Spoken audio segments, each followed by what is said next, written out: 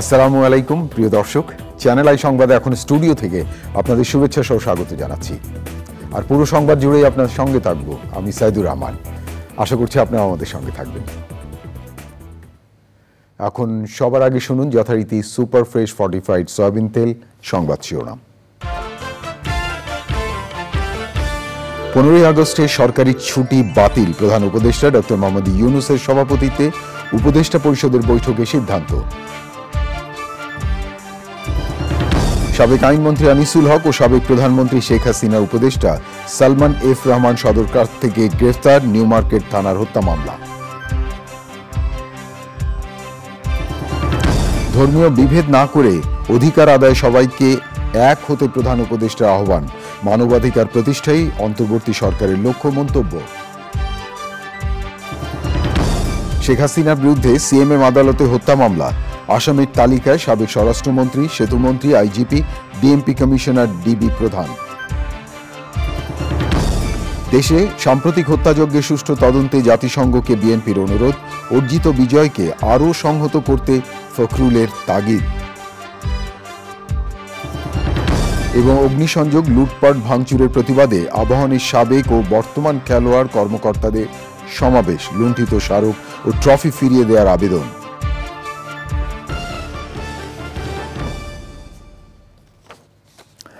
ধন্যবাদ প্রিয় দর্শক আমাদের সাথে যোগ দেওয়ার জন্য।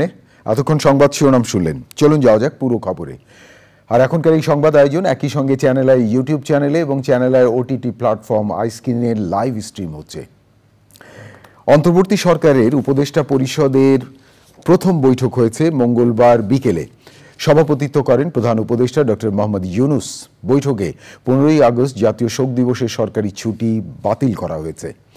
ছাত্র জনতার গণ অভ্যুত্থানে আত্মোৎসর্গকারী শহীদদের উদ্দেশ্যে উপদেষ্টা পরিষদের বৈঠকে শোক প্রস্তাব গ্রহণ করা হয়। আরও জানাচ্ছেন চকর মালিথা। প্রধান উপদেষ্টা অধ্যাপক মোহাম্মদ ইউনূসের সভাপতিত্বে অন্তর্বর্তীকালীন সরকারের উপদেষ্টা পরিষদের প্রথম বৈঠক। রাষ্ট্রীয় অতিথি ভবন যমুনায় বৈঠকে উপদেষ্টারা ছাড়াও ক্যাবিনেট, জনপ্রশাসন সচিব সহ গুরুত্বপূর্ণ মন্ত্রণালয়ের সচিবরা উপস্থিত ছিলেন। সাবেক মন্ত্রিপরিষদ সচিব, বর্তমানে প্রধান উপদেষ্টার বিশেষ সহকারী আলী ইমাম মজুমদারও অংশ নেন বৈঠকে। বিকেল 4:30টায় শুরু হয়ে রাত 8টা পর্যন্ত টানা 3.5 ঘন্টা ধরে বৈঠক শেষ করে উপদেষ্টারা একে একে বের হয়ে গেলেও কেউ কথা বলেননি সাংবাদিকদের সাথে। তবে মন্ত্রিপরিষদ বিভাগ থেকে লিখিত একটি প্রেস রিলিজ পাঠানো হয় সাংবাদিকদের কাছে। সেখানে জানানো হয়, রাজনৈতিক দলগুলোর সাথে উপদেষ্টা পরিষদের সংলাপে ঐক্যমতের ভিত্তিতে 15 আগস্টের ছুটি বাতিলের সিদ্ধান্ত নেওয়া হয়। উপদেষ্টা পরিষদের বৈঠকে ছাত্র জনতার গণ অভ্যুত্থানে আত্মোৎসর্গকারী শহীদদের উদ্দেশ্যে গ্রহণ করা হয় শোক প্রস্তাব। একই সাথে বাংলাদেশ ব্যাংকের গভর্নরের 67 বছরের বয়সসীমা বাতিল করা হয়েছে। সাম্প্রতিক অভ্যুত্থানে আহতদের চিকিৎসা ও শহীদের পরিবারের সহায়তা প্রদানে একটি কমিটি গঠনের সিদ্ধান্ত নেওয়া হয়েছে।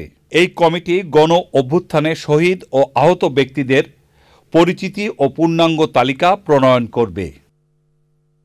মঙ্গলবার বিকেলে রাষ্ট্রীয় অতিথি ভবন যমুনায় প্রধান উপদেষ্টা অধ্যাপক মোহাম্মদ ইউনূস হিন্দু, বৌদ্ধ, খ্রিস্টান ঐক্য পরিষদের নেতৃবৃন্দের সাথে মত বিনিময় করেন। সংখ্যালঘু অধিকার আন্দোলনের সাধারণ শিক্ষার্থী প্রতিনিধিদের সাথেও মত বিনিময় করেন তিনি।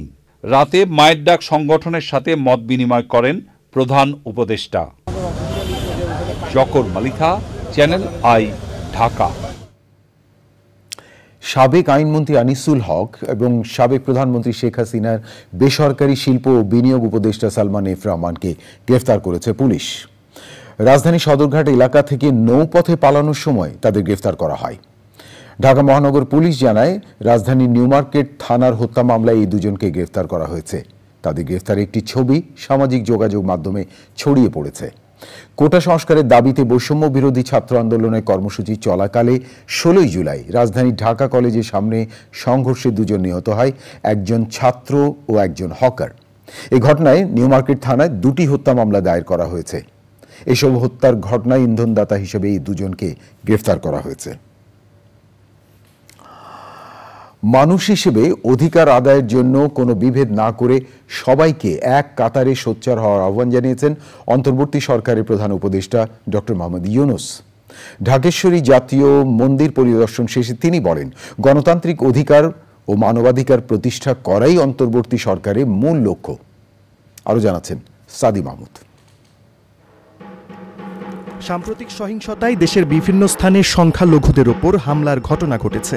এমন পরিস্থিতিতে ঢাকেশ্বরী জাতীয় মন্দির পরিদর্শনে অন্তর্বর্তী সরকারের প্রধান উপদেষ্টা ডক্টর মোহাম্মদ ইউনূস। মন্দির পরিদর্শন করে সেখানকার পুরোহিতের সঙ্গে কথা বলেন তিনি। পরে ধর্মীয় সংখ্যালঘু নেতাদের সঙ্গেও মতবিনিময় করেন ডক্টর ইউনূস। আপনাদের নেহাত সুনির্বন্ধ অনুরোধ, আপনারা ওই বিভিন্ন ইয়েতে চলে যান না, ক্ষোভের মধ্যে চলে যান না। এই ক্ষোভ হলে এই ক্ষোভের মধ্যে মারামারি কারাগারি লেগে যাবে। একত্রে আসেন, এক আইন, যে আমাদের আইনের অধিকার দিতে হবে। আজকে যেটা বললেন যে আমরা আইনের অধিকার পাই না, আমাদের বিচার হয়, এইটাই হলো আসল জিনিস। বিচার ব্যবস্থা আমাদের দিকে তাকায় না, পুলিশ আমাদের দিকে তাকায় না, কিছুই আমাদের দিকে তাকায় না। কারণ আমি অধিকারটা প্রতিষ্ঠা করতে পারি নাই, আমাদের নীতিটা আমরা প্রতিষ্ঠা করতে পারি। আমরা যে প্রাতিষ্ঠানিক আয়োজন করেছি এটা বায়াস একটা। আপনি যত কিছুই বলেন, ওই একটা ক্ষোভ করতে আরম্ভ করবেন, তারা মজা পেয়ে যাবে। ওই মজার খেলাতে আমাদেরকে নিয়ে যাবেন। আমরা এসেছি যে এক মানুষ, এক অধিকার, এর মধ্যে কোনো পার্থক্য করা যাবে। গণতান্ত্রিক অধিকার ও মানবাধিকার ফিরিয়ে দিতেই অন্তর্বর্তীকালীন সরকার কাজ করে যাচ্ছে বলে উল্লেখ করেন প্রধান উপদেষ্টা। আমাদের যে গণতান্ত্রিক যে আকাঙ্ক্ষা, সেখানে আমরা বিবেচিত মুসলমান হিসেবে নয়, হিন্দু হিসেবে নয়, বৌদ্ধ হিসেবে নয়, মানুষ হিসেবে আমাদের অধিকারগুলো নিশ্চিত হোক। সমস্ত সমস্যার গোড়া হলো আমরা যত প্রাতিষ্ঠানিক আয়োজনগুলো করেছি সব কিছু পচে গেছে। এই কারণে এই গোলমালগুলো হতেছে। কাজে আমরা প্রাতিষ্ঠানিক আয়োজনগুলোকে ঠিক করতে হবে। যে ন্যায় বিচার হলে কে বিচার পাবেন আমাদের বলেন? আমাদেরকে একটু সাহায্য করেন, আপনারা ধৈর্য ধরেন, করতে পারলাম কি পারলাম না সেটা পরে বিচার করেন। যদি না পারি আমাদেরকে দোষ দিন। কেউ যেন দেশের মানুষের মধ্যে বিভেদ সৃষ্টি করতে না পারে সে ব্যাপারে সবাইকে সজাগ থাকার আহ্বান জানান প্রধান উপদেষ্টা ডক্টর মোহাম্মদ ইউনূস। সাদি মাহমুদ, চ্যানেল আই, ঢাকা। সদ্য সাবেক প্রধানমন্ত্রী শেখ হাসিনা ও 2 মন্ত্রী 7 জনের বিরুদ্ধে হত্যা মামলাটি এজাহার হিসেবে গ্রহণ করতে মোহাম্মদপুর থানার ওসিকে নির্দেশ দিয়েছেন আদালত। মেট্রোপলিটন ম্যাজিস্ট্রেট রাজেশ চৌধুরীর আদালতে শুনানির পর এই আদেশ দেওয়া হয়। ঢাকার চিফ মেট্রোপলিটন ম্যাজিস্ট্রেট আদালতে রাজধানীর আদাবর এলাকার বাসিন্দা ব্যবসায়ী SM আমির হামজা শাতিল মামলাটি করেন। শেখ হাসিনা ছাড়াও মামলায় সাবেক সেতুমন্ত্রী ও আওয়ামী লীগের সাধারণ সম্পাদক ওবায়দুল কাদের, সাবেক স্বরাষ্ট্রমন্ত্রী আসাদুজ্জামান খান কামাল, পুলিশের সাবেক মহাপরিদর্শক আবদুল্লাহ আল মামুন, ডিএমপি কমিশনার হাবিবুর রহমান, যুগ্ম কমিশনার বিপ্লব কুমার সরকার ও সাবেক ডিসি প্রধান হারুন রশিদকে আসামি করা হয়েছে। এছাড়াও পুলিশ কর্মকর্তা বা পুলিশের সদ্য ও তৎকালীন সরকারের ঊর্ধ্বতন কর্মকর্তাদের অজ্ঞাতনামা হিসেবে মামলায় আসামি করা হয়েছে। 5 আগস্ট শেখ হাসিনার প্রধানমন্ত্রীর দায়িত্ব থেকে পদত্যাগ করার পর এই প্রথম তার বিরুদ্ধে মামলা করা হলো। মামলা দাখিল করার পরে বাদীর জবানবন্দি গ্রহণ করেছেন এবং বক্তব্য শ্রবণ করার পরে বিজ্ঞ আদালত বলছে যে আদেশ পরে হবে, পর্যালোচনায় আদেশ হবে। আমরা অপেক্ষায় আছি। আবু সাহেব উনি একজন রিক্সা চালক ছিলেন, পরবর্তীতে মুদি দোকানি। উনি 19 তারিখ বিকেলবেলা মাথায় গুলি খেয়ে মারা যান বসিলা 40 ফিট রোডে। তো আমরা পরবর্তীতে খোঁজ নিয়ে জানতে পারি এই ফ্যামিলিটা খুবই অসহায়, তাদের বাড়িতে খাওয়ার চাল পর্যন্ত নাই। এরকম পরিপ্রেক্ষিতে এই হত্যার তো কোনো বিচার হওয়ার সুযোগ নাই, বিকজ কেউ এখানে বাদী হয়ে মামলা করছে না। তারপরে আমি বিবেকের তাড়নায় এই আবু সাহেবকে নিয়ে কোর্টে আসার সিদ্ধান্ত নিই। গভর্নরের দায়িত্ব নিয়ে শীর্ষ ব্যাংক লুটেরাদের দৃষ্টান্তমূলক শাস্তি দিতে চান ডক্টর আহসান এইচ মনসুর। আর্থিক খাতকে শক্তিশালী করাই প্রধান অঙ্গীকার ঘোষণা দিয়ে বলেছেন মূল্যস্ফীতি কমাতে সর্বশক্তি নিয়োগ করবেন তিনি। তবে প্রত্যাশার পারদ বেশি উপরে না ওঠাতে আহ্বান জানিয়ে বলেন তার কাছে এমন কোনো ম্যাজিক নেই যা দিয়ে সব ঠিক করে ফেলবেন। আরও জানাচ্ছেন রিজভী নওয়াজ। গবেষণা সংস্থা পলিসি রিসার্চ ইনস্টিটিউট PRI এর নির্বাহী পরিচালক ডক্টর আহসান এইচ মনসুর 1974 সালে ঢাকা বিশ্ববিদ্যালয় থেকে অর্থনীতিতে স্নাতক শেষ করে 2 বছর পরই ওই বিভাগে প্রভাষক হিসেবে কাজ শুরু করেন। ম্যাকমাস্টার বিশ্ববিদ্যালয় থেকে স্নাতকোত্তর আর ওয়েস্টার্ন অন্টারিও বিশ্ববিদ্যালয় থেকে পিএইচডি শেষ করার আগেই 1981 সালে যোগ দেন আন্তর্জাতিক মুদ্রা তহবিল IMF-এ। বিভিন্ন দেশে IMF-এর হয়ে গুরুত্বপূর্ণ দায়িত্ব পালন শেষে যুক্ত হন PRI-তে। আমি শিওর ফাইন্যান্সিয়াল সেক্টরে যখন আমরা খুঁড়বো, কেঁচো খুঁড়তে যে সাপ বেরিয়ে আসবে, এবং সেই সাপ কত বড় সাপ জানি না, কত বিষাক্ত তাও জানি না, কিন্তু খারাপ কিছুই আসবে, ভালো জিনিস হয়তো খুব বেশি পাবো না। তো এই জায়গাটায় আমাদের মানসিকভাবে প্রস্তুতি নিতে হবে যে কিভাবে আমরা going to tackle this crisis, যেটা বহুদিনের আমি বলবো যে অর্গানাইজড যে লুণ্ঠনটা হয়েছে ব্যাংকিং খাতে, শুধু ব্যাংকিং খাত না, স্টক মার্কেট, ব্যাংকিং খাত, পুরো আর্থিক খাতটাকে নিয়েই একটা বিশাল এক ধরনের চক্রান্তমূলক, দূরভিসন্ধিমূলক একটা বড় এখান থেকে লুটপাট হয়েছে, যেটা একেবারে কাম্য নয়। খ্যাতিমান এবং স্পষ্টবাদী এই অর্থনীতিবিদকে বাংলাদেশ ব্যাংকের গভর্নর নিযুক্ত করতে আইন সংশোধন করেছে সরকার। এই আস্থার প্রতিদান দিতে চান তিনি। অর্থনীতি এবং বিশেষ করে আর্থিক খাত দুটোই কঠিন সময় পার করছে। খুব সহজে যে আমরা এখান থেকে বের হয়ে আসতে পারবো এটা ভাবাটা উচিত হবে না, কারণ আননেসেসারি এক্সপেকটেশন তৈরি করে তো লাভ নেই। প্রথমে দায়িত্ব হবে যে মূল্যস্ফীতিকে কীভাবে কমিয়ে আনা যায়, সেই চেষ্টাটা করতে হবে। মানুষকে তো কিছু দিতে হবে, কিন্তু সেটা দিতেও কিন্তু কিছু হয়তো ইন্টারেস্ট রেট পলিসিতে আবার কিছু হয়তো কষ্ট হবে, মানুষের একটু সময়ও লাগবে। ব্যাংকিং খাতের নৈরাজ্য কোনো মতেই সহ্য করা হবে না, সাফ জানিয়েছেন ডক্টর আহসান এইস মনসুর। তবে বঞ্চিতদের কথা শুনতে চান তিনি। রিজভিন আওয়াজ, চ্যানেল আই, ঢাকা। অর্থনীতি নিয়ে দুশ্চিন্তার কারণ দেখছেন না অর্থ পরিকল্পনা উপদেষ্টা ডক্টর সালেউদ্দিন আহমেদ। তিনি বলেন, গতি কিছুটা স্লথ হয়েছে ঠিকই, তবে কয়েকদিনের মধ্যে সব ঠিক হয়ে যাবে। ঋণের কিস্তি পরিশোধে অসুবিধা হবে না বলেও উন্নয়ন সহযোগীদের আশ্বস্ত করেন তিনি। বিশ্বব্যাংকের কান্ট্রি ডিরেক্টর বলেন, নতুন সরকারের পাশে আছে সংস্থাটি। রিজভিন আওয়াজের আরেকটি রিপোর্ট। অন্তর্বর্তীকালীন সরকারের অর্থ ও পরিকল্পনা উপদেষ্টা হিসেবে পরিকল্পনা মন্ত্রণালয়ের কর্মকর্তাদের সঙ্গে ডক্টর সালেউদ্দিনের প্রথম বৈঠক। অর্থের অপচয় না করে নিয়ম মেনে কাজ চালিয়ে যাওয়ার পরামর্শ দেন তিনি। অর্থের অপচয় বন্ধ করতেই হবে, যে কোনো ওই পাসিং দ্য বাক, আমার সময় ছিলাম না, আমি করি নাই, আরেকজন করে গেছে, এইগুলো কিন্তু আমি এসে করবো না। আপনার দায়িত্ব নেবেন, পূর্বের যদি কেউ করে থাকে তাকে আমরা এসে করবো। অতএব এই যে অনেক সময় টেন্ডেন্সি থাকে না, আমি তো ছিলাম না, মহাপরিচালক বলে যে আমার সময় হয় নাই। আরে বাবা, আপনার সময় আমি মহাপরিচালকের দায়িত্ব নেবেন তো, কারণ আপনি আবার কিছু করবেন, চলে যাবেন, আরেকজন বললে উনি করেছেন। অর্থনৈতিক সম্পর্ক বিভাগ ERD কর্মকর্তাদের সঙ্গে বৈঠকে পাইপলাইনে পড়ে থাকা বিদেশি ঋণ ছাড়ের ব্যাপারে জোর চেষ্টার পরামর্শ দেন অর্থ উপদেষ্টা। কিস্তিতে দিতে হয়, দিয়ে দেব। আর আমাদের বিদেশি ঋণ কিন্তু স্থিতি কিন্তু GDP-র খুব বিরাট অংশ না। আমরা মোটামুটি কিন্তু কমফোর্টেবল, কিন্তু এটাকে আরেকটু বেটার ম্যানেজ আর বেটার রিপেমেন্ট করবো, সেটা মেসেজটা কিন্তু আপনারা দিয়ে দেবেন গভর্নরদেরও। কারণ ওদের অনেক সময় এখন পর্যন্ত শঙ্কা হয়নি, ওরা ভাবছে যে আমরা এতদিন ঝামেলায় অনেক কিস্তি, এরা কী করবে। আমরা উইল ফুলফিল দ্য কমিটমেন্ট, কারণ এটা আমার আপনার তো বাংলাদেশের জনগণের, দেশের এই সেটা ইমেজ তো এটা। ERD অফিসে অর্থ উপদেষ্টার সঙ্গে সৌজন্য সাক্ষাৎ করেন বিশ্বব্যাংক গ্রুপের কর্মকর্তারা। Bangladesh over 50 years have been a very reliable partner. I mean I work on development in many countries across many continents. I could say this has never been a concern in Bangladesh. We as the private sector arm of the World Bank Group are ready to invest also in the capital of banks. We actually have several investments in financial institutions in the country. Huge opportunities on the continuing digitization front where Bangladesh has actually done fairly well in the past. পরিকল্পনা commission চত্বরে উপদেষ্টার উপস্থিতিতে 8 দফা দাবি পূরণে বিক্ষোভ করেছে ERD কর্মকর্তা কর্মচারী কল্যাণ সমিতি। রিজভিন আওয়াজ, চ্যানেল আই, ঢাকা। লক্ষ্য পূরণে শক্তিধর দেশগুলোর সহযোগিতা চেয়েছে বাংলাদেশের অন্তর্বর্তীকালীন সরকার। পররাষ্ট্র মন্ত্রণালয়ের উপদেষ্টা মোহাম্মদ তৌহিদ হোসেন বলেছেন, দায়িত্ব নেয়ার পর যুক্তরাষ্ট্র সহ সব বড় দেশের সঙ্গে তাদের যোগাযোগ রয়েছে। দেশগুলোর কাছে সহযোগিতা চেয়েছে ডক্টর ইউনূসের সরকার। তিনি জানান, পরিবর্তিত পরিস্থিতি দায়িত্ব নেওয়া এই সরকারকে সব দেশই তাদের সহযোগিতার আশ্বাস দিয়েছে।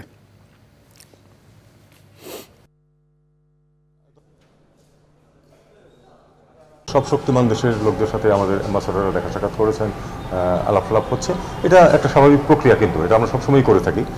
বিশেষ করে এত বড় একটা পরিবর্তনের পরে সেটা হবে। এছাড়া রাষ্ট্রদূতরা আছেন এখানে, তাদের সাথে আমরা যোগাযোগ বাড়বে, আমার সাথে দেখা হবে, চিফ অ্যাডভাইজারের সাথেও কারো দেখা হবে। কাজে এটা যে পদ্ধতিতে নর্মালি আগে, আপনাদেরও এটা পরিচিত পদ্ধতি, সেভাবেই এটা আগাবে। মেসেজ হচ্ছে যে আমরা একটা পরিবর্তনের জন্য অত্যন্ত মূল্য দিয়ে একটা পরিবর্তনের সম্ভাবনা সৃষ্টি হয়েছে, সেটাতে যেন আন্তর্জাতিক সম্প্রদায় আমাদের পাশে থাকে, যেটা আমি গতকালও বলেছি ব্রিফিংয়ে, এটাই মূল। মোহাম্মদ তৌহিদ হোসেন পররাষ্ট্র উপদেষ্টার কথা বলছিলেন। অন্তর্বর্তীকালীন সরকারের মুক্তিযুদ্ধ বিষয়ক মন্ত্রণালয় উপদেষ্টা হিসেবে নিয়োগ পেয়েছেন উপদেষ্টা ফারুকি আজম। সকালে বঙ্গভবনে অন্তর্বর্তীকালীন প্রধান উপদেষ্টা ডক্টর মোহাম্মদ ইউনূসের উপস্থিতিতে রাষ্ট্রপতি মোহাম্মদ শাহাবুদ্দিন উপদেষ্টা হিসেবে ফারুকি আজমকে শপথ বাক্য পাঠ করান। এর মধ্য দিয়ে 17 সদস্যের উপদেষ্টা পরিষদের সবার অংশগ্রহণ সম্পন্ন হল।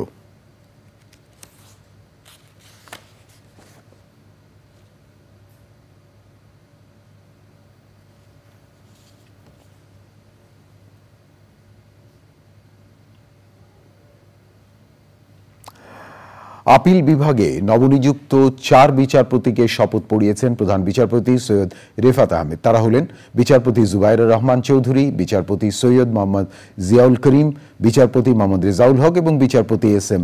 এমদাদুল হক। গতকাল হাইকোর্টের 4 বিচারপতিকে আপিল বিভাগের বিচারপতি হিসেবে নিয়োগ দেন রাষ্ট্রপতি। শপথ অনুষ্ঠানে আপিল ও হাইকোর্ট বিভাগের বিচারপতিরা উপস্থিত ছিলেন।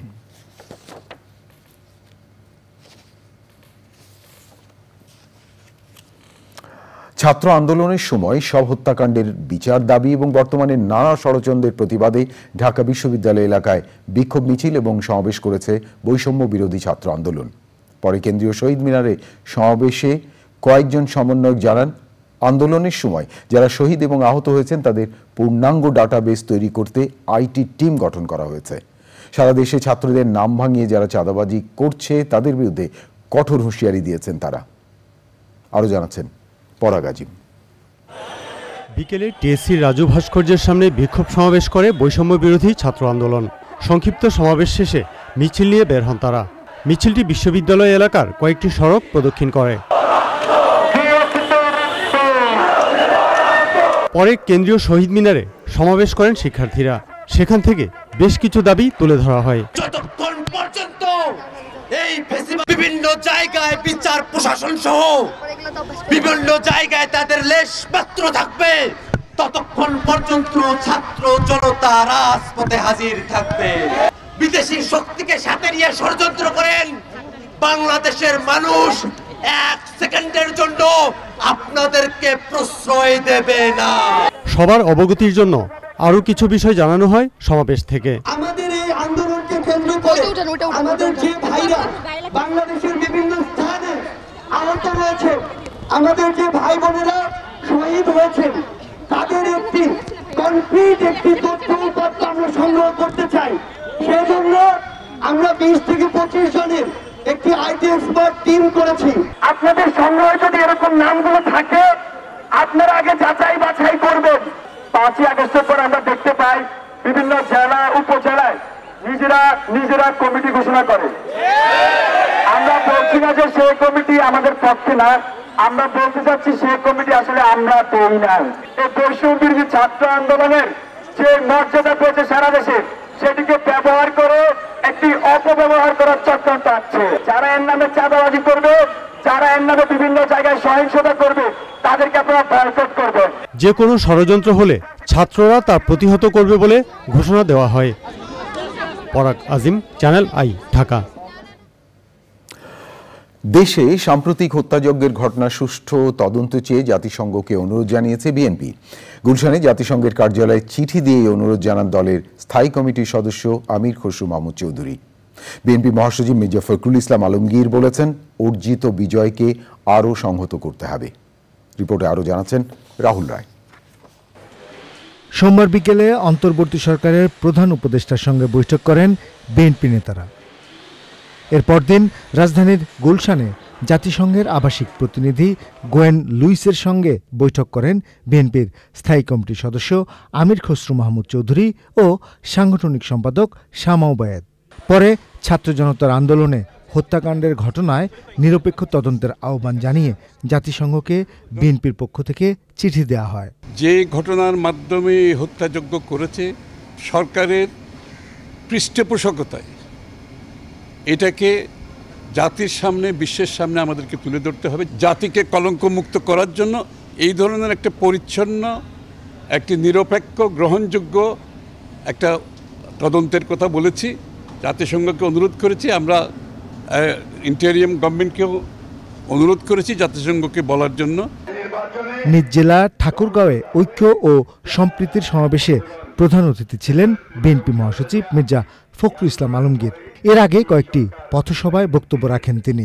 আমাদের যে হিন্দু সম্প্রদায়ের ভাইরা আছে, খ্রিস্টান সম্প্রদায়ের ভাইরা আছে, তাদের প্রতি যে আঙ্গুল তুলতে না পারে সেই বিষয়ে তাদের উপাসনালয়, মন্দির, তাদের চার্চ, তাদের জানমাল নিরাপত্তার দায়িত্ব আপনাদের। এই বিপ্লবকে যদি আমরা সংগত করতে না পারি তাহলে আবার অন্ধকারে তলিয়ে যেতে হবে।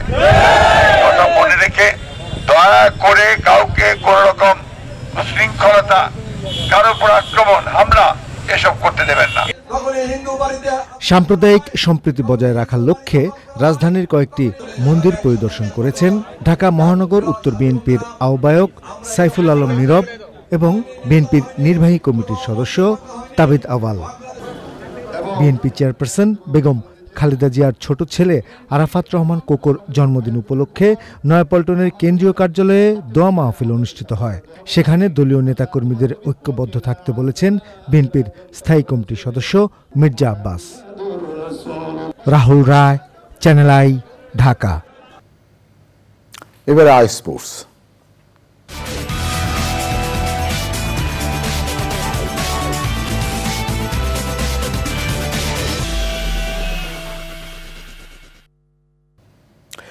প্রিয় দর্শক, খেলাধুলার সব আপডেট নিয়ে আই স্পোর্টসে আছেন সহকর্মী আদিল আহমেদ শান। যাচ্ছি তার কাছে। শান। সাইদুর, ধন্যবাদ আপনাকে। দর্শক সবাইকে আমন্ত্রণ জানাচ্ছি আমাদের আজকের আয়োজনে শুরুতেই আপনাদেরকে জানিয়ে দিব দেশের ক্রীড়াঙ্গনের ক্লাবগুলোর আপডেট। ছাত্র জনতার আন্দোলনের মুখে আওয়ামী লীগ সরকারের পতনের দিন দুষ্কৃতীদের আক্রমণ ও লুটপাটের শিকার হয় আবাহনী লিমিটেড ক্লাব সহ বেশ কয়েকটি ক্লাব। এরই প্রতিবাদে আয়োজিত সমাবেশে লুট হয়ে যাওয়া ট্রফিগুলো ফিরিয়ে দিতে আবেদন জানিয়েছেন বক্তারা। খেলার মাঠে আবাহনী আগামীতেও আগের মতো সফল ও উজ্জ্বল থাকবে বলে দৃঢ় প্রত্যয় জানান তারা। রিপোর্টে আরও জানাচ্ছেন সাইদুর রহমান শামীম। ছাত্র জনতার আন্দোলনে গত 5ই আগস্ট আওয়ামী লীগ সরকারের পদত্যাগের দিন আক্রান্ত হয় বাংলাদেশের স্পোর্টিং জায়ান্ট আবাহনী লিমিটেড। ধানমন্ডিতে ক্লাব প্রাঙ্গণ ভাঙচুর, অগ্নিসংযোগ ও প্রতিষ্ঠাতা বঙ্গবন্ধু পুত্র শেখ কামালের প্রতিকৃতি ধ্বংসের প্রতিবাদে জড়ো হয়েছিলেন আবাহনীর সাবেক ও বর্তমান খেলোয়াড়, কর্মকর্তা ও সমর্থকরা। 53 বছর বয়সে চিরনবীন আবাহনীর প্রতি এই নির্দয় আক্রমণ মানতে পারছেন না ক্লাবের ফুটবল দলের প্রথম অধিনায়ক আব্দুস সাদেক। এই 52 বছরে আমি নিশ্চিতভাবে বলতে পারি যে আবাহনী ক্লাব বাংলাদেশের শ্রেষ্ঠ ক্লাব। 50 বছর সময়ে আমরা যেসব ট্রফি অর্জন করেছি তার সংখ্যা কত আমি নিজেও জানি না। অরাজনৈতিক ক্রীড়া সংগঠন লক্ষ্য জনতার প্রিয় ক্লাব আক্রমণের এই মানসিকতার নিন্দা জানিয়েছেন বক্তাদের অনেকেই। একত্রিত হয়েছি।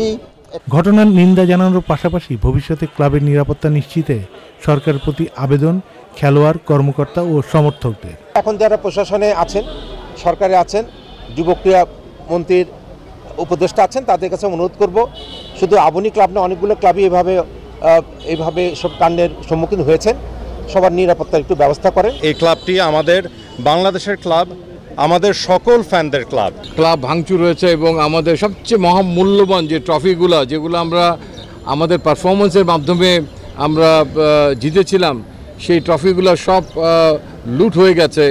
এটা শুনে সত্যি মর্মাহত। কর্মকর্তাদের নিষ্ক্রিয়তায় ক্লাব আক্রান্ত হয়েছে।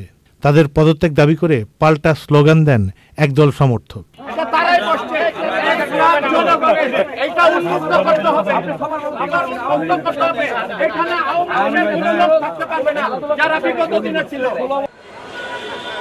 Saidur Rahman Shamim, channel I, Dhaka. ওদিকে ছাত্র জনতার আন্দোলনের মুখে আওয়ামী লীগ সরকারের পতনের দিন ও অন্তর্বর্তীকালীন সরকার গঠনের পর দেশের ক্রীড়া ফেডারেশনের বর্তমান পরিচালনা পরিষদ বাতিলের দাবি জোরদার হচ্ছে। তারই অংশ হিসেবে বাংলাদেশ ক্রিকেট বোর্ডের পরিচালনা পরিষদ বাতিলের দাবিতে বিক্ষোভ হয়েছে মিরপুরের হোম অফ ক্রিকেটের সামনে। সাবেক ক্রীড়াবিদ, সংগঠক ও ক্রীড়ামোদীদের সংগঠন ক্রীড়া উন্নয়ন পরিষদের ব্যানারে বাংলাদেশ ক্রিকেট বোর্ডের সামনে অবস্থান নিয়ে পরিচালনা পরিষদের অবিলম্বে পদত্যাগের দাবি করা হয়। সমাবেশে বক্তব্য রাখেন জাতীয় ফুটবল দলের সাবেক অধিনায়ক ও বিএনপি নেতা আমিনুল হক। বিসিবি সভাপতি নাজমুল হাসান পাপন সহ সব পরিচালকের অবিলম্বে পদত্যাগ দাবি করেন বক্তারা। বর্তমান মিরপুরে ক্রিকেট বোর্ড অফিস ও শেরে বাংলা স্টেডিয়ামের নিরাপত্তায় নিয়োজিত রয়েছে বাংলাদেশ সেনাবাহিনী। বাংলাদেশের যারা অরিজিনাল মাঠের যারা ক্রীড়া সংগঠক তাদেরকে নিয়ে আমরা প্রত্যেকটি ক্রীড়া ফেডারেশন, আমাদের ক্রিকেট বোর্ড আমরা সাজাতে চাই। সেখানে কোনো বিশেষ দলের কাউকে প্রাধান্য দেওয়ার কোনো সুযোগ আর হবে না এবং দেওয়া যাবে না। যে বর্তমান যে ক্রিকেট বোর্ড রয়েছে এটা অনতিবিলম্বে তারা যাতে স্বেচ্ছায় পদত্যাগ করে এবং পদত্যাগের মাধ্যমে আমাদের যে উপদেষ্টা মহোদয় রয়েছেন তার সাথে বসে আলোচনা করে নতুন কমিটি করে দিয়ে আমরা এই ক্রিকেট বোর্ডটা চালাতে চাই। এবং শুধু ক্রিকেট বোর্ড না, বাংলাদেশের অন্যান্য ফেডারেশনগুলিতেও আমরা একই দাবি জানাচ্ছি। শিক্ষার্থীদের দেশ বিনির্মাণ ও সংস্কারের পালে হাওয়া লেগেছে দেশের ক্রীড়াঙ্গনে। বিভিন্ন ফেডারেশন ও বোর্ড থেকে শীর্ষ কর্তারা সরে দাঁড়ালেও পদ ধরে রাখার পক্ষে অটল বাফুফের সভাপতি কাজী সালাউদ্দিন। এক বিবৃতিতে তিনি জানিয়েছেন, কারো চাপে পড়ে তিনি সরে দাঁড়াবেন না, তবে অন্তর্বর্তীকালীন সরকার চাইলে ভেবে দেখবেন তিনি। যারা তার পদত্যাগ দাবি করেছে তারা ফুটবলের জন্য কি করেছে এই প্রশ্ন রাখেন সালাউদ্দিন। চলতি বছরের ৩রা অক্টোবর শেষ হচ্ছে বাফুফের কার্যনির্বাহী কমিটির মেয়াদ। পরের মাসে নির্বাচন হওয়ার কথা থাকলেও তা এগিয়ে ২৬শে অক্টোবর করা হয়েছে। আপাতত সবাইকে নির্বাচন পর্যন্ত অপেক্ষা করতে বলেছেন ২০০৮ থেকে বাফুফের শীর্ষ পদে থাকা বাফুফে বস কাজী সালাউদ্দিন।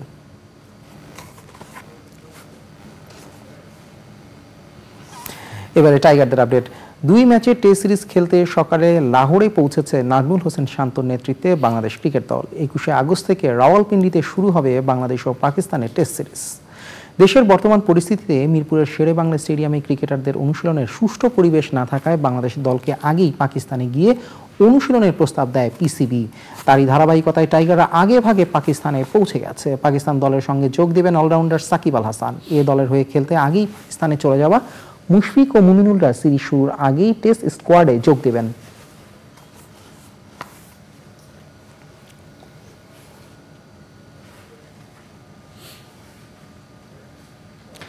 দর্শক, এই ছিল আমার হাতে থাকা আজকের আই স্পোর্টসে। আপনাদেরকে আবারও ফিরিয়ে নিচ্ছি সাইদুরের কাছে মূল সংবাদে।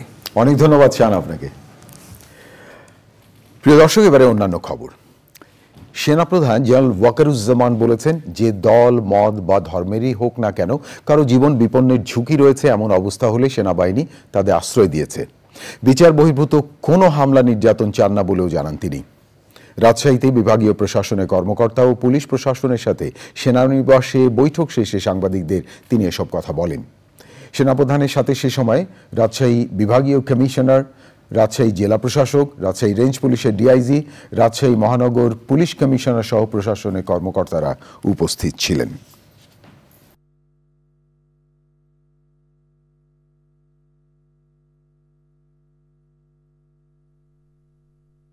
সুন্দর একটা পরিবেশ সৃষ্টি হয়েছে।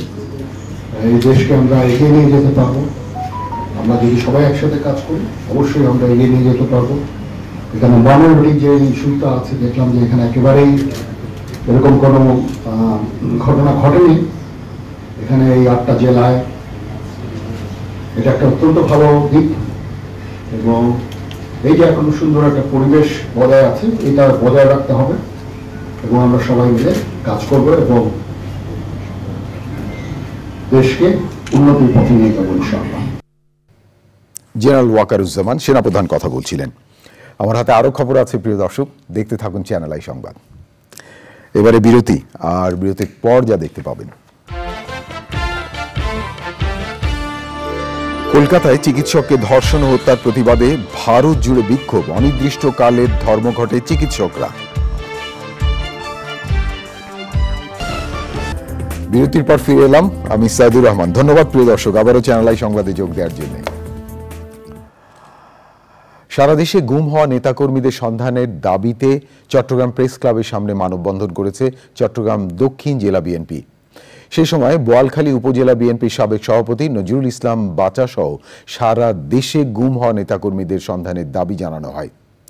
মানববন্ধনে বক্তারা বলেন, শেখ হাসিনা ক্ষমতায় থাকার সময় গত 15 বছর বহু মানুষকে আইনশৃঙ্খলা বাহিনী কোনো অভিযোগ ছাড়াই তুলে নিয়ে গেছে। এখনও গুম হওয়া ব্যক্তিদের পরিবারের সদস্যরা বছরের পর বছর অপেক্ষায় রয়েছেন। তাই দ্রুত তাদের সন্ধানের দাবি জানিয়েছেন বক্তারা।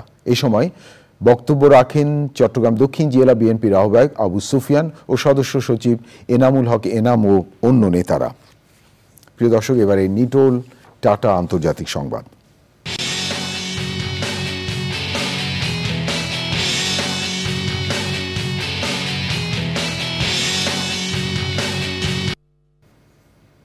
আন্তর্জাতিক অঙ্গনে এখন আপনাদের নিয়ে যাচ্ছি ভারতের কলকাতায়। পশ্চিমবঙ্গের কলকাতায় চিকিৎসককে ধর্ষণ এবং হত্যার প্রতিবাদে ভারত জুড়ে বিক্ষোভ চলছে। অনির্দিষ্টকালে ধর্মঘট করছেন চিকিৎসকরা। অবিলম্বে জড়িতদের বিচার এবং চিকিৎসা কর্মীদের নিরাপত্তা নিশ্চিত করার দাবি জানিয়েছেন তারা। দেখুন সুলতানা হিমুর রিপোর্টটি। শুক্রবার কলকাতার আরজি কর মেডিকেল কলেজ অ্যান্ড হাসপাতালের সেমিনার হল থেকে উদ্ধার করা হয় এক শিক্ষানবিশ নারী চিকিৎসকের মরদেহ। শুরুতে এই ঘটনাটি আত্মহত্যা বলা হলেও ময়নাতদন্তে বেরিয়ে আসে চিকিৎসককে ধর্ষণ, নির্যাতন ও শ্বাসরোধ করে হত্যার তথ্য। এই ঘটনার প্রতিবাদে উত্তাল ভারত। অনির্দিষ্টকালের কর্মবিরতিতে চিকিৎসকরা। আমরা চাই সিবিআই এই ঘটনার যাচাই করুক। এটা নির্ভয়া হত্যার মতোই সংঘবদ্ধ ধর্ষণ। আমরা আমাদের সহকর্মীদের নিরাপত্তা চাই। এই বর্বরতা মানা যায় না। আমরা ন্যায় বিচার চাই। যতক্ষণ আমাদের দাবি মানা না হচ্ছে, আমরা কর্মসূচি চালিয়ে যাব। আন্দোলনের মুখে পদত্যাগ করেছেন আরজি কর মেডিকেল কলেজের অধ্যক্ষ সন্দীপ ঘোষ। হত্যার পেছনে একাধিক ব্যক্তি জড়িত কিনা সেই প্রশ্ন উঠেছে। আন্দোলনরত চিকিৎসক প্রতিনিধিদের সঙ্গে বৈঠক করেছেন কলকাতার পুলিশ কমিশনার। নৃশংস ঘটনায় জড়িত কাউকে ছাড় দেওয়া হবে না বলে হুঁশিয়ারি দিয়েছেন পশ্চিমবঙ্গের মুখ্যমন্ত্রী মমতা বন্দ্যোপাধ্যায়। এই ঘটনার কিনারা করতে কলকাতা পুলিশকে 18ই আগস্ট পর্যন্ত সময় বেঁধে দিয়েছেন তিনি। Sultana Himu, channel I.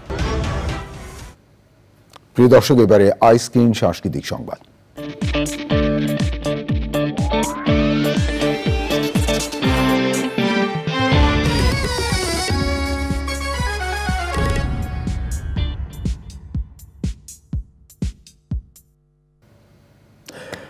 রবীন্দ্রনাথের গল্প অবলম্বনে ইমপ্রেস টেলিফিল্ম প্রযোজিত তুমি রবে নীরবে সিনেমাটি বিনোদনের সবচেয়ে বড় মাধ্যম ওটিটি প্ল্যাটফর্ম আইস্ক্রিনে প্রদর্শিত হচ্ছে।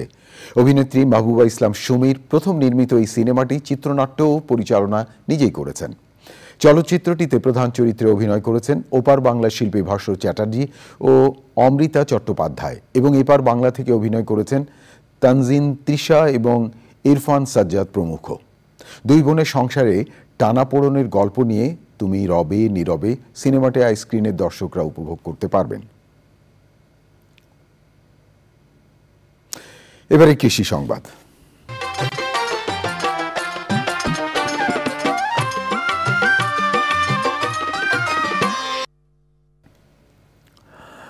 অদম্য ইচ্ছাশক্তি আর ভালো লাগা থেকে সফল কৃষক হায়দার আলী। নিজের স্বপ্নের বাস্তব রূপ দিতে তিনি 18 বছর গবেষণা করেন পেঁপের চারা নিয়ে। সফল হয়ে 1 বিঘা জমি লিজ নিয়ে পেঁপে চাষ করেছেন, গড়ে তুলেছেন দৃষ্টিনন্দন বাগান। এক একটি পেঁপের ওজন 3 থেকে 6 কেজি। প্রিয় দর্শক, বগুড়া থেকে রৌফ জালালের তথ্য ভিডিও চিত্র নিয়ে দেখুন তামিলুল ইসলামের রিপোর্ট। কৃষিকাজ করে সফল হওয়ার গল্পটি বগুড়ার শেরপুর উপজেলার পেঁপে চাষী হায়দার আলীর। ছোটবেলা থেকে অদম্য ইচ্ছাশক্তিকে কাজে লাগিয়ে হয়েছেন সফল উদ্যোক্তা। 18 বছর হলো গবেষণা করে এই জাতটা বের করছি। আমি আমার এই পেঁপে জাতের নাম হলো হায়দারি পেঁপে। এখন দেখতেছি যে আমার পেঁপেটা খুবই দর্শনীয়, সুন্দর এবং মার্কেটে নিলে মানে অল্প টাইমের মধ্যে বিক্রি হয়ে যায়। প্রতি সপ্তাহে আমি 25 মণ পেঁপে বিক্রি করি। পেঁপে চাষিদের নিয়মিত পরামর্শ দেওয়া হচ্ছে বলে জানান কৃষি অধিদপ্তর। শেরপুর উপজেলাতে বর্তমানে আমাদের 35 হেক্টর জমিতে আসলে পেঁপে চাষ রয়েছে। সেখানে পেঁপের বিভিন্ন রকমের জাত চাষাবাদ হয়ে থাকে, তার মধ্যে গ্রিন লেডি আর রেড লেডি উল্লেখযোগ্য। আমাদের সুঘাট ইউনিয়নের একজন চাষি রয়েছেন হায়দার নাথ, উনি আসলে নিজ উদ্যোগে পেঁপে চাষ করেছেন এবং সফল হয়েছেন। আমি নিজে সেটা পরিদর্শন করেছি। গাছে গাছে ঝুলছে হায়দার আলী জাতের অসংখ্য পেঁপে। তার কাছ থেকে পরামর্শ নিয়ে হায়দার পেঁপে চাষ করতে আগ্রহী হচ্ছেন স্থানীয়রা। তাফিমুল ইসলাম, চ্যানেল আই। প্রিয় দর্শক, এবারে প্রকৃতি সংবাদ।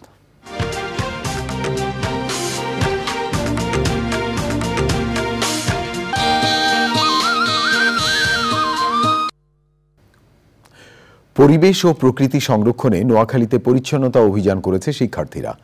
শহরের বিভিন্ন সড়ক, ফুটপাত ও বিদ্যালয় প্রাঙ্গণ পরিষ্কার পরিচ্ছন্ন করা হয়। শিক্ষার্থীদের দায়িত্বশীল কর্মকাণ্ডের প্রশংসা করে পাশে থাকার কথা জানিয়েছেন সর্বস্তরের মানুষ। প্রিয় দর্শক, আলাউদ্দিন শিবলুর তথ্য ও ভিডিও চিত্র নিয়ে দেখুন আফরোজা হাসির রিপোর্টটি। অসচেতনতা আর দায়িত্বহীনতার কারণে যেখানে সেখানে ময়লা আবর্জনা ফেলায় নষ্ট হচ্ছে পরিবেশ ও প্রকৃতি। সেই সাথে জলাবদ্ধতা সহ সৃষ্টি হচ্ছে নানা বিপর্যয়। পরিস্থিতির উত্তরণে দায়িত্বশীল নাগরিকের ভূমিকায় শিক্ষার্থীরা। সারা বাংলাদেশের প্রতিটা ছাত্র সমাজ যদি এভাবে তাদের রাস্তায় রাস্তায় প্রতিটা অলিতে গলিতে যারা পরিষ্কার পরিচ্ছন্নতা করে, মন্দির রক্ষা করে, কিংবা এই লুটতরাজ কিংবা এই দুর্নীতিবাজ বা যারা বিশৃঙ্খলা সৃষ্টি করার চেষ্টা করতেছে তাদেরকে রুখে দেয়, তাহলে আমরা একটা সুন্দর সমাজ, একটা সুন্দর বাংলাদেশ বিনিময় করতে পারবো বলে আমরা বিশ্বাস করি। ছাত্ররা যেই জায়গায় দাঁড়িয়েছে সেখান থেকে দুর্নীতি, লুটতরাজ এবং কোনো ধরনের সহিংসতা তারা বরদাস্ত করবে না।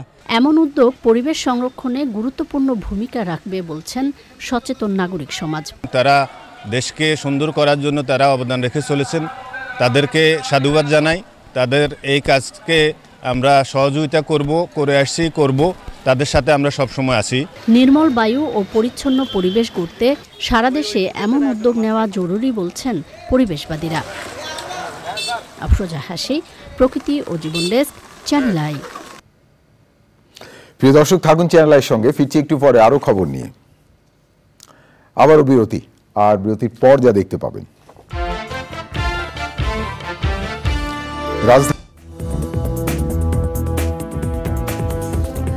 প্রিয় দর্শক, বিরতির পর ফিরে এলাম চ্যানেল আই সংবাদে। আরো খবর নিয়ে আপনাদেরকে আরেকবার স্বাগত জানাচ্ছি। রাজধানীতে নতুন উদ্যমে ট্রাফিক ব্যবস্থাপনায় কাজ শুরু করেছে ট্রাফিক পুলিশ।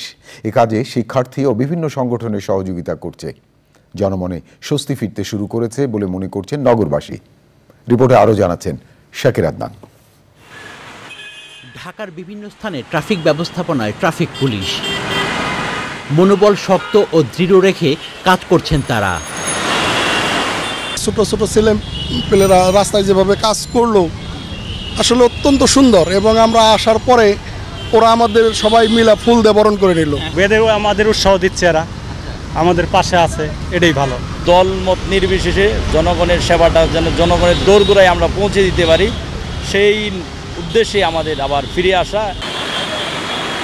পুলিশকে সহায়তা করছেন শিক্ষার্থী, আনসার ও স্বেচ্ছাসেবীরা।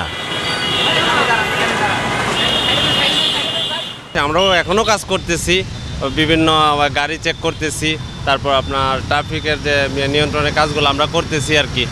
এখন যতদিন করার লাগে আমাদের সমন্বয়ক আমরা যারা আছি তারা যতদিন পর্যন্ত আমাদের নির্দেশনা দিয়ে থাকবে আমরা তো সেভাবে কাজ করতে থাকবো। তারা যে পোপালি যখন নামবে তখন তাদের কাছে দায়িত্বটা বুঝিয়ে দিয়ে আমরা স্টুডেন্ট আছি তারা চলে যাব।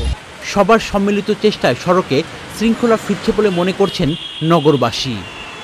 100% স্বস্তির জায়গাটা তৈরি হয়েছে, মানে অস্থিরতাটা কেটে গেছে। পুলিশরাও কাজে নেমেছে, এখানে পরে কি করবে এটা তো আমরা জানতে পারতেছি না। অনেক ভালো লাগতেছে, ছাত্ররা দেশের জন্য অনেক কাজ করতেছে, অনেক ভূমিকা রাখতেছে। পুলিশ সদর দপ্তর জানিয়েছে জাতীয় জরুরি সেবা 999 পূর্ণমাত্রায় চালু হয়েছে। Shakir Adnan, channel I, Dhaka. টানা 3 দিনের ছাত্রী বিক্ষোভের পর ভিকারুন্নেসা নুন স্কুলের 2 শিক্ষিকাকে বহিষ্কার করেছে স্কুল কর্তৃপক্ষ। রাতে স্কুলে ছাত্রী শিক্ষক যৌথ বৈঠকে তাদেরকে স্থায়ী বহিষ্কার করা হয়। এর আগে গত 11ই আগস্ট ছাত্রীদের দাবির মুখে ভারপ্রাপ্ত অধ্যক্ষ কেকা রায়চৌধুরী এবং পদার্থবিজ্ঞান বিভাগের শিক্ষিকা ফারহানা খানম পদত্যাগ করেন। প্রতিষ্ঠানটির ভারপ্রাপ্ত অধ্যক্ষ মাজেদা বেগম বলেন, ছাত্রীদের দাবির মুখে 2 শিক্ষিকাকে স্থায়ীভাবে বহিষ্কার করা হয়েছে। বৈঠকে বহিষ্কারের পর ছাত্রীরা আনন্দ উল্লাস করে।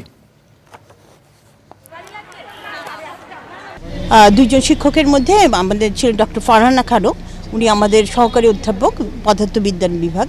উনি আমাদের আসলে বেশি বুলিং করেছিল, মেয়েদের ছাত্রীদের বেশি নির্যাতনের শিকার করেছে এবং এটার জন্য শিক্ষক এবং ছাত্রীরা অনেক দিন ধরে, অনেক বছর ধরে এক ধরনের অত্যাচারের মুখে ছিল। এবং পাশাপাশি আমাদের প্রিন্সিপাল ছিলেন কেকা রায়চৌধুরী ভারপ্রাপ্ত অধ্যক্ষ। প্রিয় দর্শক, আপনারা আছেন চ্যানেল আইর সঙ্গে। আবারও বিরতি, আর বিরতির পর যা প্রিয় দর্শক, সবশেষ খবরগুলো নিয়ে আবারও ফিরে এলাম চ্যানেল আই সংবাদে। এবারে খেলার খবর।